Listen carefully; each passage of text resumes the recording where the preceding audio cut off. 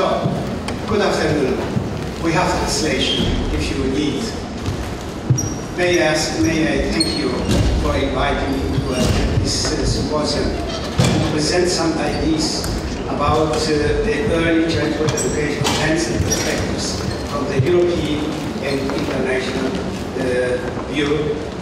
I was for 33 years the director of the State Institute for Early Childhood Education and Research in Munich. So I have spent a lot of time in my life focusing on early childhood education, and I have developed a new curriculum for many federal states in Germany, in Austria, and in North Italy. So, what I present are a few perspectives that are, from my point of view, from interest. Because, you know, we have the situation now for the education systems that they have to find a new legitimation. And this legitimation is not anymore to transfer knowledge, but to focus on child's development and strengthening the competencies of the children. If we accept this position, we have to recognize two things. First, the competences are developing very early, and that leads to a new evaluation of the importance of early childhood education. Secondly, we have to recognize that the most part of the variance of child's development is caused by factors, by variables outside of the education system. If it is so, we have the historical chance to change the construction of the education system, because you know that the education system were built from the top to down, first the universities and then the other stages of the education system. But now if we focus on the competences, if the competences are developed very early, we have the historical chance to reconstruct the education system from down to top. That is one of the challenges that we have to cope with, and that's a chance in new education systems. For that we use four rationales: the developmental psychology rationale, second, the neuroscientific rationale, and the economic science rationale. You know that the most competencies are developing during the first years of life. It makes sense to strengthen the competencies in a time in which they are developing, and not later on with high investment and with very, very less results. The third perspective is the investment in education systems, and the question is when the investment brings the highest profit.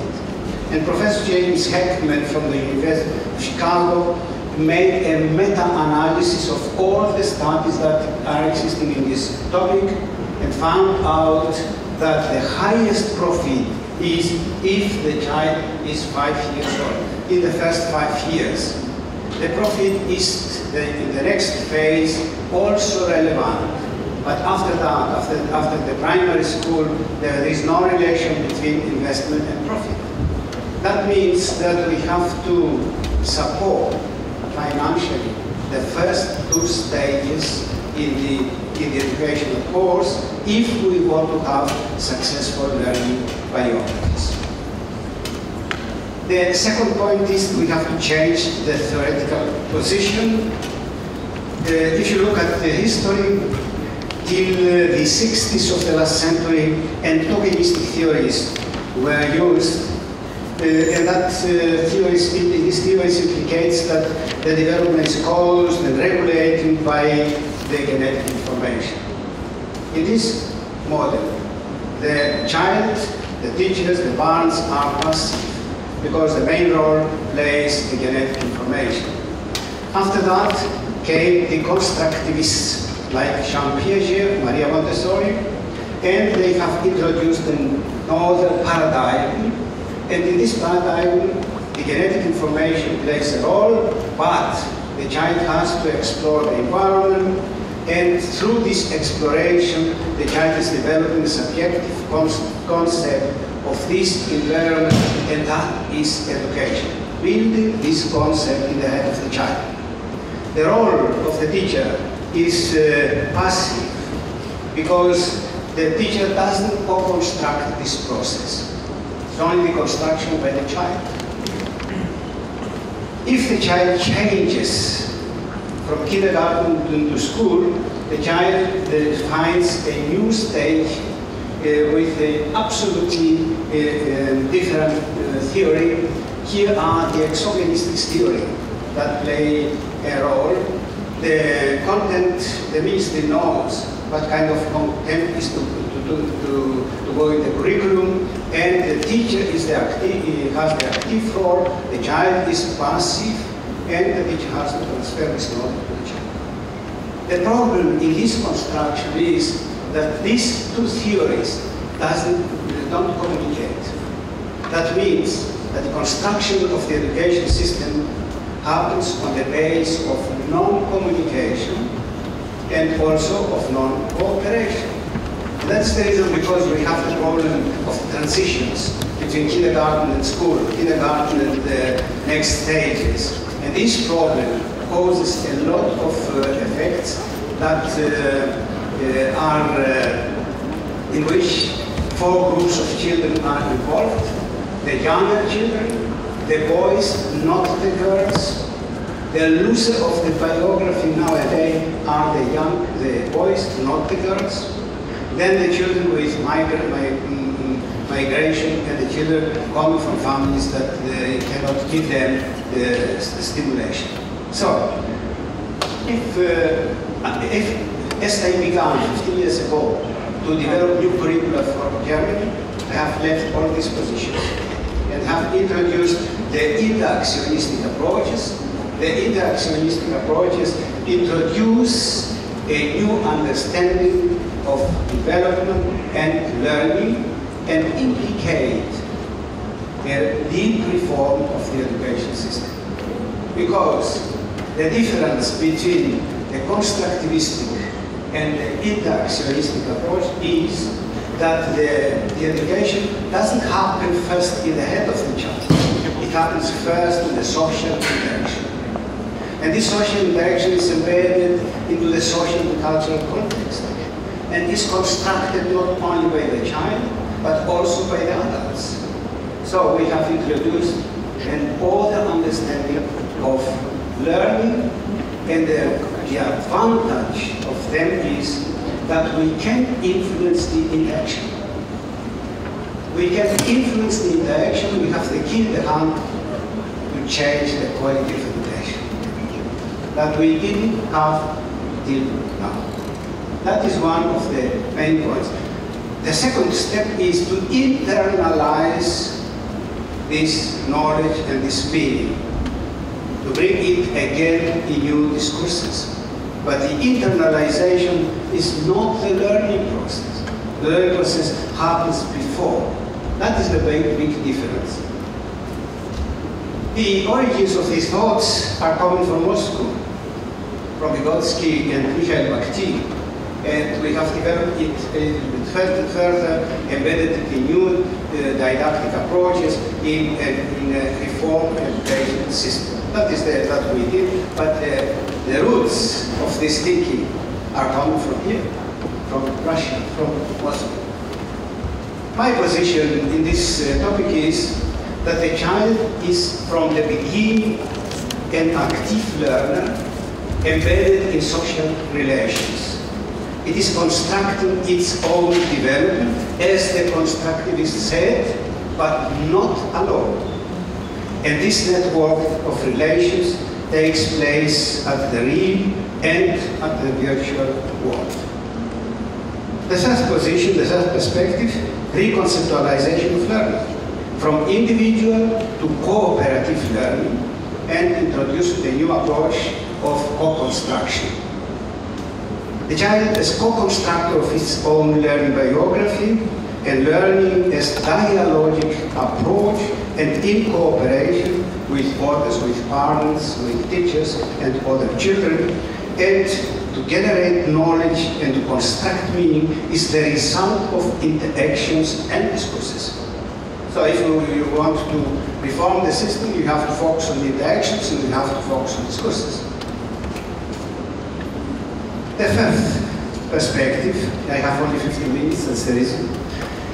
We have to focus on the strengths of the children and not primarily on the weaknesses, as we did now. Can we need for that a taxonomy and a new understanding of competencies? Beginning with the last one, we have understood competencies as a trait of the personality. I am competent.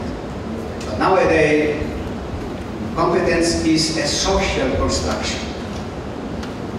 It is organized and constructed by the child, but not only by the child, also by others. And it is embedded in a concrete situation. And you cannot generalize this construction to other situations. The question is, how many situations we need in order to enable the child to learn, to co-construct, and to be competent in this process. The concepts is focusing on child's development and learning, and its structure implicates 3 different levels. That is my construction of curricula and education systems. The first and the highest level are to define the visions, and then to give a taxonomy of the competencies and the learning areas that you have to use in order to organize learning processes, and through the learning process to strengthen the competencies. The educational visions that I have defined in my curricula are 5: strong children, communicative and virtual competent children, children as active learners, researchers and explorers, as creative and imaginative artists, and as responsive and value-oriented active children. That is the visions that all the actors, the teachers, the parents have to share. And that is the base for a common philosophy. That is the base to integrate the different actors in different places, in different times, different stages, into the same learning, individual learning biography.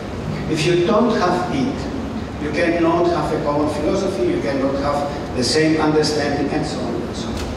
The competencies that we have developed are in 4 clusters, divided in 4 clusters: individual related competencies, competencies to act in the social context, and then 2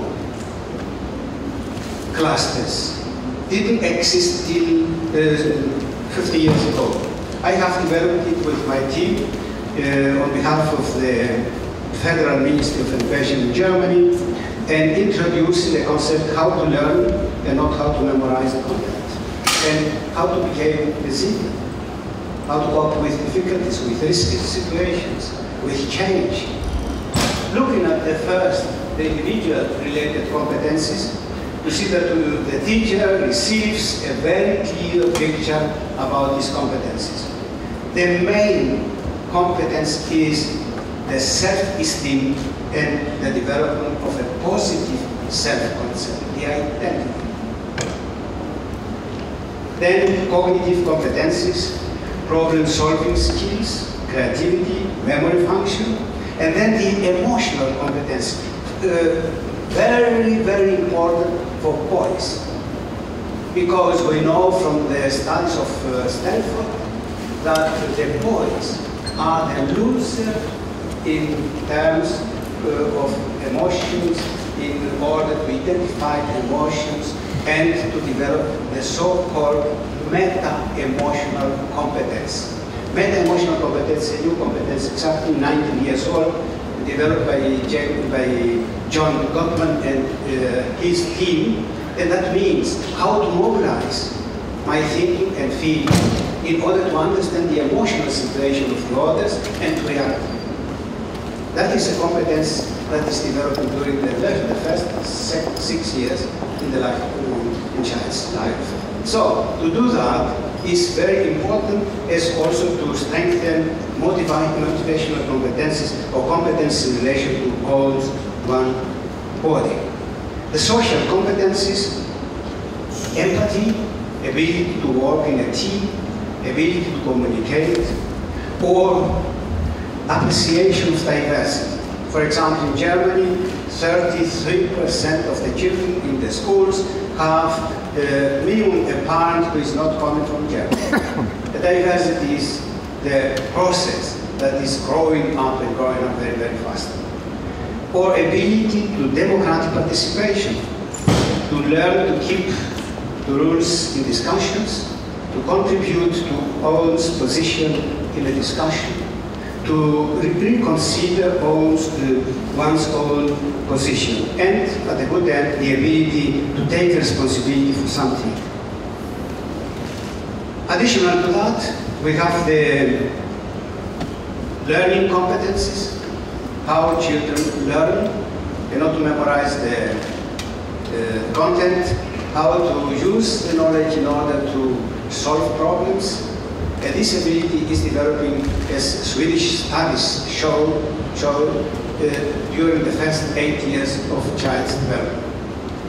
And, of course, how to strengthen resiliency, to learn that risk situations can be used not only to reduce the risk for the child, but also to learn how to cope with this change, with these difficulties. Focusing on strengths and not on weakness is one of the principles that we have to use in order to implement individualization and differentiation in the organization of learning processes. That means if we want to have strong children, we have to identify in each child what are the strengths of this child, and then to find the content, the learning area in which this child can implement best its own competencies. That's a different perspective that we have to use. And the child can be in social relations very competent, or to conduct everyday life, or in health, or in questions of sports and exercise.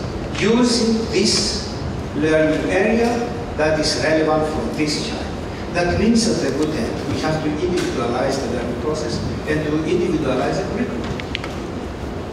If you want to have communicative children, language and literacy are learning areas that are good, but if you have a child that is not from Russia, is come from Syria, as refugee, that's the wrong way.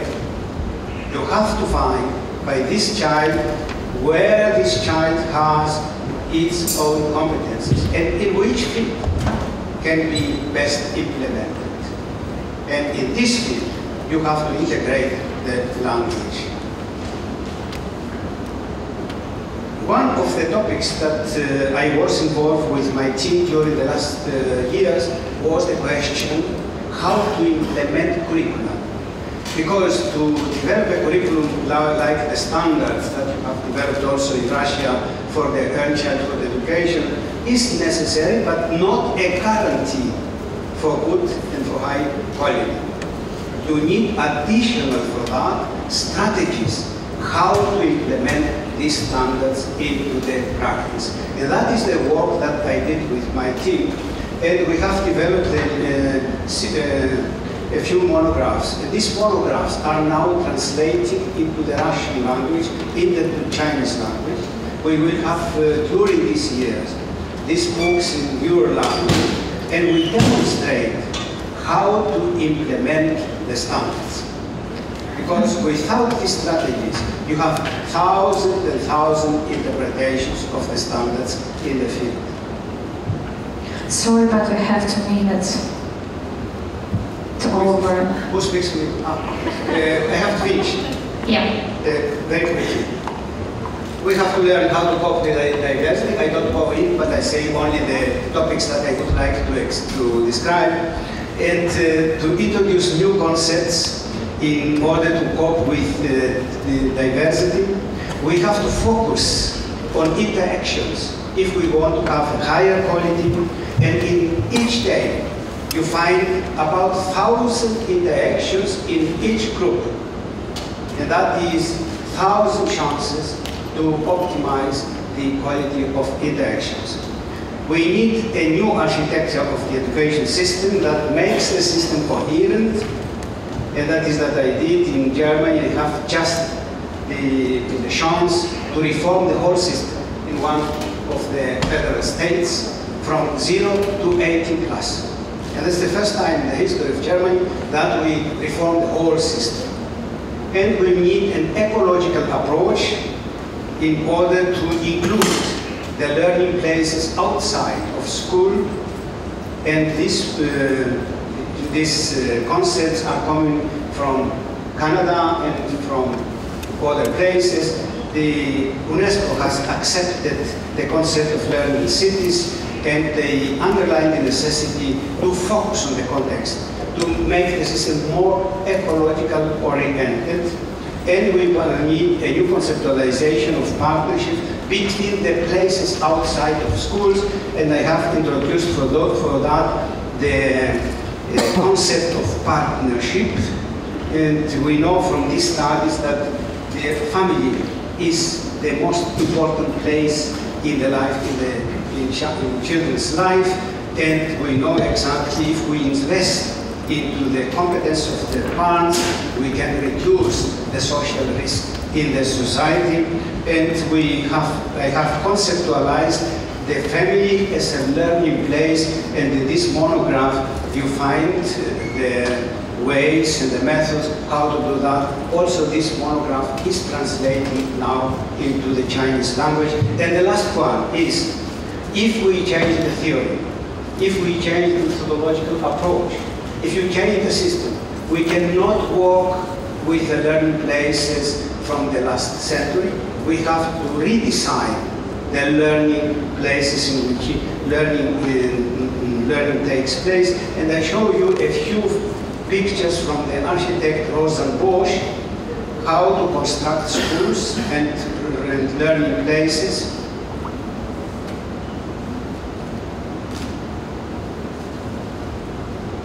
In order to support communication and cooperation.